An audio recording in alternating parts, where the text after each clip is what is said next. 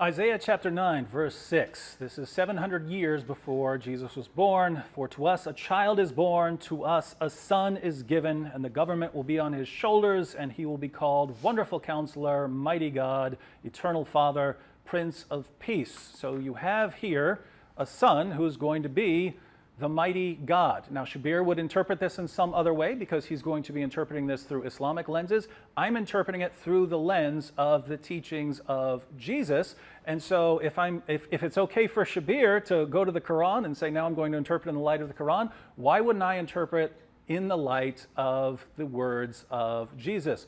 Now, of course, Shabir would say, but Jesus never made these sorts of claims. All our records say that he did. Every possible source we can go to identifies Jesus as the Son of God. Shabir says, well, we don't know who wrote these. We don't know who Luke was going to. Luke specifically says he went to eyewitnesses. And Luke is just one of the sources. He's just one. And that's the point. It's everywhere.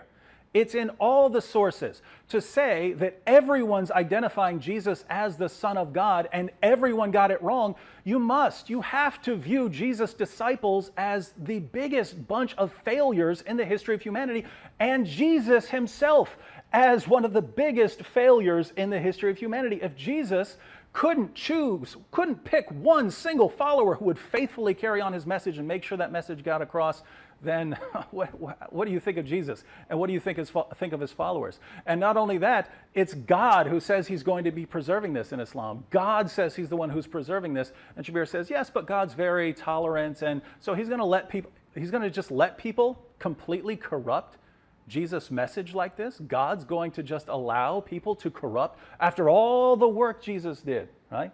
Being born of a virgin, preaching Islam at birth, living this miraculous life, and then being rescued.